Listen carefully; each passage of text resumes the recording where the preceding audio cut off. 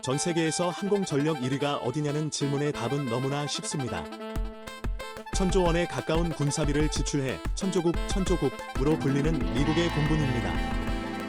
항공 전문 매체 플라이트 글로벌이 펴낸 2021 세계 공군력 순위 보고서에 따르면 미 공군은 현존하는 세계 최강 전투기인 F-21을 178대, 적의 레이더망에 포착되지 않는 최신의 스텔스 전투기인 F-35A를 116대나 보유하고 있습니다. 특히 2006년 모의 공중전에서 144대 1로 F-15, F-16, F-18 등 정상급 전투기를 모조리 격파시킨 꿈의 전투기 F-22는 그 위력이 엄청나 기술 보호 차원에서 미 공군만 보유하고 있습니다.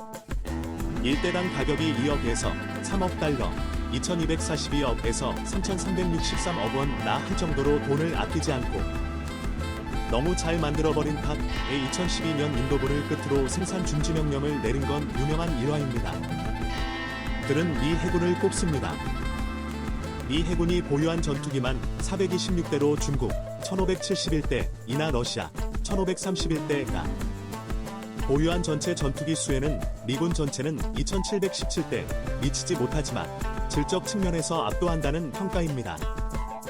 실제 미 해군이 보유한 핵 공중지휘기 E-6B 머큐리 같은 특수임 무기는 408대로 러시아 130대, 나 중국 115대를 훨씬 뛰어넘습니다.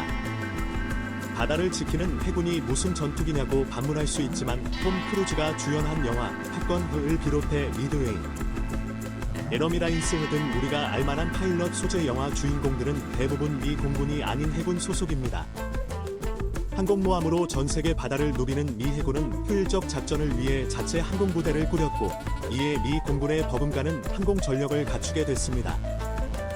해군까지도 전 세계 하늘을 지배하는 미국의 항공 전력은 감히 그 누구도 대적할 수 없는 넘사벽, 넘을 수 없는 4차원의 벽에 가깝습니다.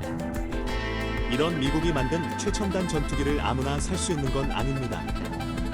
돈을 아무리 많이 줘도 첨단 기술이 들어간 전투기를 아무 국가에나 팔지 않기 때문입니다. 국대서양조약기구, NATO 일원으로 F-35 공동개발국이었던 터키는 러시아제 무기를 사들인 탓에 미국과 계약한 F-35 100대 도입을 거부당했습니다. 우리는 다행히도 한미동맹 덕에 우수한 미국산 전투기로 항공 전력 대부분을 채웠고요. 미국이 전 세계 20개국 정도에만 팔았다는 F-35A도 40대를 확보했습니다. KF-21 개발, 왜 무모한 도전이었나. 그런 우리나라가 지난 9일 우리 손으로 만든 최초의 국산 전투기 KF-X C 제1호기를 공개했습니다. 그간 KF-X로 불렸지만 이날 KF-21 별칭 보람의 이라는 진짜 이름도 생겼습니다. 한국형 전투기를 의미하는 KF 코리아 파이터, 뒤에 인시로 따라다니던 실험을 의미하는 X 익스페러멘텔을 완전히 떼어낸 겁니다. 21세기 하늘은 우리 힘으로 지킨다는 의미가 KF-21에 담겼습니다. 이날 행사는 개발 중인 무기체계가 공장 밖을 나와 대중에게 선보인다는 의미의 출고식이었습니다. 당장 하늘을 날 수 있는 건 아니라는 뜻이지요. 내년 상반기까지 총 8대의 시제기, 지상시험 시제기 2대 포함가 제작되면 지상에서 내구력 테스트를 통과해야 시험 비행을 할 수 있습니다. 내년 7월부터 2026년까지 총 2200여 회의 시험 비행까지 무사히 마치면 2026년부터 양산이 가능합니다. 군 당국은 2032년까지 120대 도입을 목표로 하고 있습니다. 하지만 우려도 적지 않습니다. KF-21은 뛰어난 레이더와 컴퓨터 성능을 보유한 4세대 전투기와 적의 레이더망에 포착되지 않는 스텔스 기술이 적용된 5세대 전투기의 중간인 4.5세대 전투기라는 점 때문입니다. 바꿔 말하면 스텔스 성능이 없다는 겁니다. 스텔스 전투기가 주요국의 항공 전력으로 활약하고 있는데 그보다 성능이 한 단계 낮은 KF-21을 6년 뒤에 양산하는 게 적절하느냐는 비판이죠. 전투기는 300대 이상 팔아야 수지타산이 맞는다고 합니다. 우리 군에 납품할 120대를 빼면 공동개발국인 인도네시아를 제외하고 다른 나라에 180대 이상을 실제 수출할 수 있을지도 의문입니다. 한국형 전투기 사업이 그간 7차례 있었던 사업 타당성 조사에서 6차례나 타당성 없다고 결론이 나온 주요 이유입니다. 투입 비용 대비 이득을 남길 수 없는 구조라는 이야기지요. 고등훈련기 T-50, 경공격기 FA-50 만들었지만 첨단 기술의 지갑체인 전투기 개발은 진입장벽이 높습니다. 동체에 부착되는 센서를 비롯해 네이버와 엔진, 체계 조립 등 수십 년간 축적된 기술 확보가 필수이기 때문입니다. 선발주자들이 개발비를 회수해 가격 경쟁력을 확보한 탓에 후발주자들은 출발선에서부터 고전할 수밖에 없는 구조입니다. 최첨단 기술이 접목돼야 하기에 현장 관리자들은 기본적으로 석, 박사 학위 소지자의 전문 지식도 갖춰야 합니다. 이 때문에 자동차와 철강 산업 등에서는 앞선 우리나라가 유독 한국, 특히 전투기 개발 분야에서는 선진국 수준을 따라잡지 못했습니다. 우리가 손을 놓고 있었던 건 아닙니다.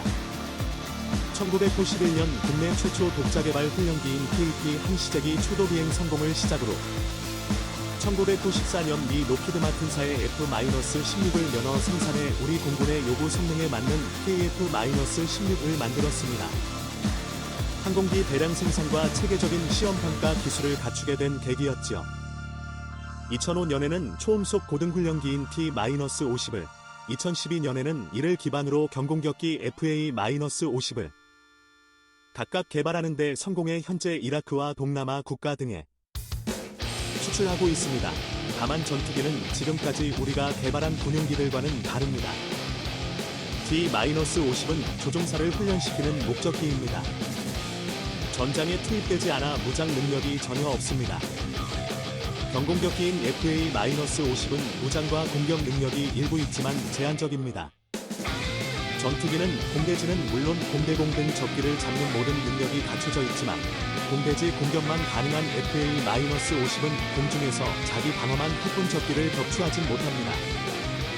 전투기에 적용되는 소프트웨어 기술도 고난도입니다.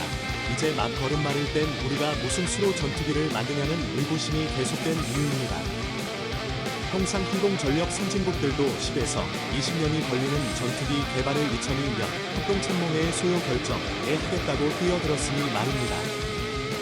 T-50과 FA-10 개발이 완료되기도 전이니 말 그대로 무모한 도전으로 비춰졌습니다. 게다가 미국이 승낙할 줄 알았던 4대 핵심 기술 이전도 막판에 불발됐고요. 이에 1960에서 1970년대 베트남전에 참전한 노후 전투기인 F-4, F-5를 제때 교체해 전력 공백을 막으려면 검증된 전투기를 해외에서 직구매해야 한다는 의견이 거셌습니다. 시간과 개발 비용, 시장 경쟁력 등을 감안할 때 전투기 개발은 실익이 없다는 판단이었습니다. 전투기 개발국이 12개나 될 정도로 시장은 이미 레드오션입니다. 미국에서 성능이 검증된 전투기를 사오는 게 더 쉽고 저렴하고 안전한 선택이라는 겁니다. 평소 굳건한 한미동맹은 이럴 때를 대비하라고 있는 것이라는 이야기까지 나왔지요. 우리 돈으로 산 F-35A, 제때 못 본 공군 수뇌부. 그러나 문제는 무기 판매국의 콧대가 높다는 점입니다. 애프터 서비스, 애질 정신이 제로, 0에 가깝습니다. 2019년 3월, 1대당 1,000억 원을 들인 F-35A가 국내에 처음 들어왔지만 당시 우리 공군 수뇌부는 보안 절차 때문에 곧바로 전투기 실물을 보지 못했다고 합니다.